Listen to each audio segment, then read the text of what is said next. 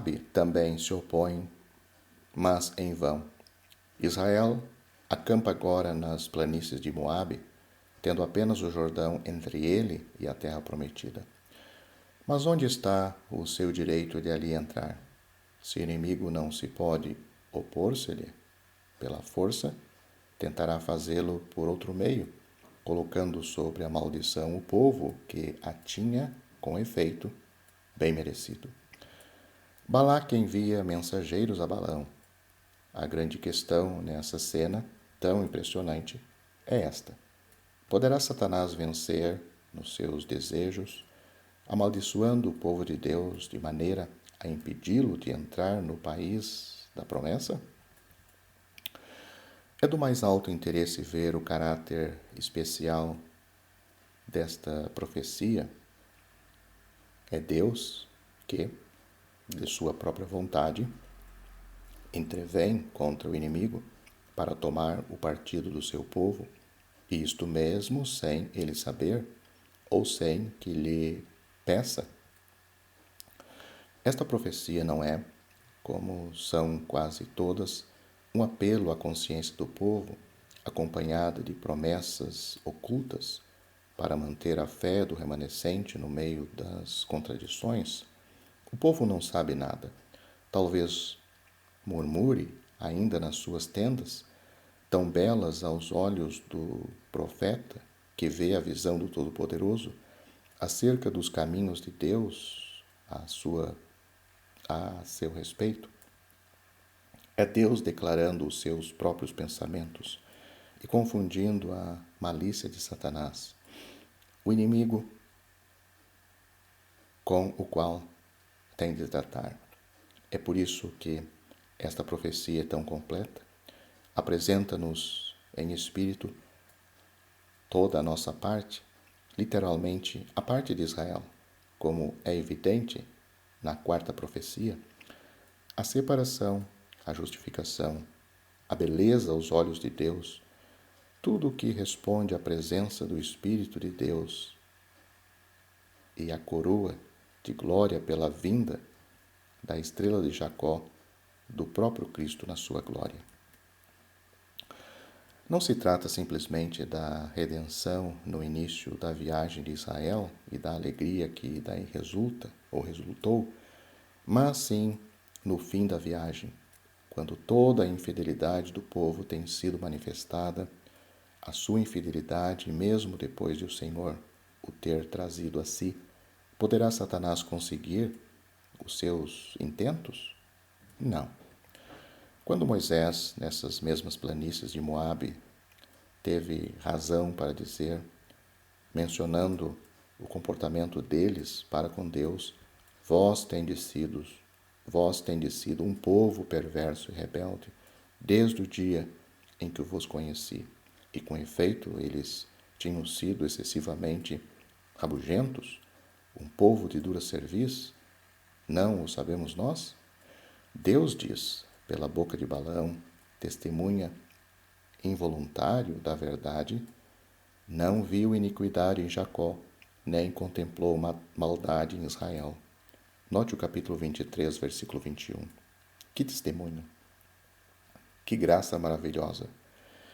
Que perfeição nos caminhos de Deus! Deus vê claramente, nunca se engana. Diz sempre a verdade, segundo a perfeição do seu conhecimento infinito. E é por ser infinito que ele não pode ver iniquidade no povo resgatado.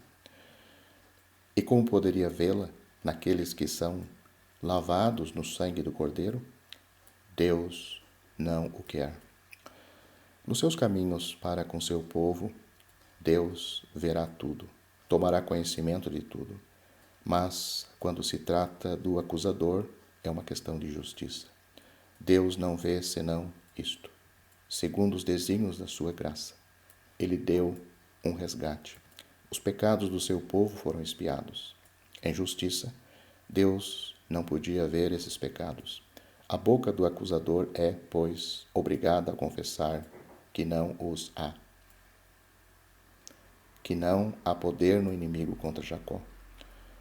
O que é particularmente feliz e consolador no tema que nos é apresentado aqui é ver que Deus atua e julga segundo os seus próprios pensamentos. Do princípio ao fim, Deus tem tido pensamentos a nosso respeito.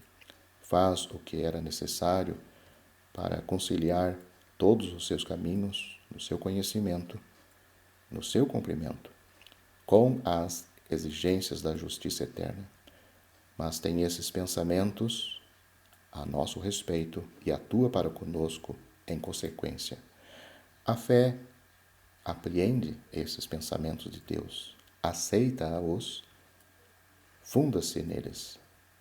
Dali provém a alegria e a paz, enquanto que a presença de Deus, no meio de um povo que ele recebe e no qual tem dado uma nova natureza, assegura, de uma maneira prática, a santidade de que Deus não pode dispensar-se, ou então julgar, para a glória do seu nome, tudo o que dele se desvia.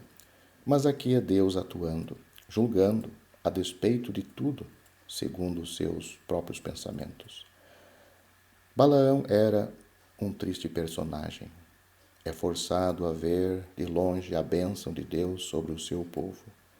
Mas quando está perto, e dirigido apenas pelo seu coração natural e pela sua própria vontade, só vê o caminho do erro, para o qual quer arrastar esse povo, para lhe fazer perder aquela bênção, se isto fosse possível. E apoia-se nesse raciocínio. O Deus justo não pode abençoar um povo pecador. Não é possível imaginar-se maior iniquidade. Diremos algumas palavras mais acerca do seu caráter típico, mas prossigamos a história. Balaque manda chamar Balaão. Este deseja interrogar o eterno Deus, quer por temor instintivo, quer para ligar aos olhos dos outros a importância do nome do eterno Deus ao que ele faz. Efetivamente, Deus intervém e avisa-o mesmo. É Deus que vem a Balaão, que toma o caso em mãos e tem ascendente sobre o iníquo espírito de Balaão, bem contra a vontade deste, porque Balaão não tem nenhum conhecimento do pensamento de Deus. Deus tinha-lhe dito: não irás com eles, nem amaldiçoarás a este povo, porquanto bendito é.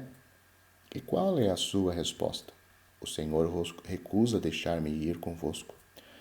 Bem, ele teria querido ir, o seu coração estava voltado para a recompensa de Balaque, mas temia perante Deus. A bênção do povo não entrava no seu pensamento. É completamente estranho a generosidade da graça, indiferente ao pensamento que Deus tinha abençoado o seu povo e a alegria de ver o povo abençoado. Assim, quanto à tentação, é renovada. Ele diz que não pode transgredir o mandamento do Eterno, seu Deus. Representa o papel de religioso e, na realidade, não era inteiramente desprovido de sinceridade, porque Deus o considerava de perto, permitindo essas coisas. Mas, ao mesmo tempo, Balaão pede aos enviados de Balaque que fiquem com ele aquela noite, para verem o que o Senhor terá mais para lhe dizer. Mas que necessidade teria ele de saber mais acerca de convite para amaldiçoar um povo que Deus lhe tinha dito ser um povo abençoado? Não entra, de modo nenhum, nos pensamentos no coração de Deus. Não tem nenhuma simpatia por ele, por Deus. É governado apenas pelo temor das circunstâncias. De outro modo, sentir-se-ia tão feliz com a bênção do povo que teria sentido horror de amaldiçoar o que Deus tinha abençoado. Portanto, o Senhor quer servir-se dele para um brilhante testemunho em favor do seu povo, condenando os perversos caminhos do profeta, porque eram de fato perversos. Faz-lhe ver a sua perversidade e a sua loucura, que o torna mais estúpido do que a jumenta que montava, mas ao mesmo tempo faz com que ele continue o seu caminho. Este este encontro do anjo no caminho serve para o forçar, pelo temor, a proferir fielmente o que Deus puser na sua boca. Balaão vai ao encontro, mas não diz de quem. Note o capítulo 23, versículo 15.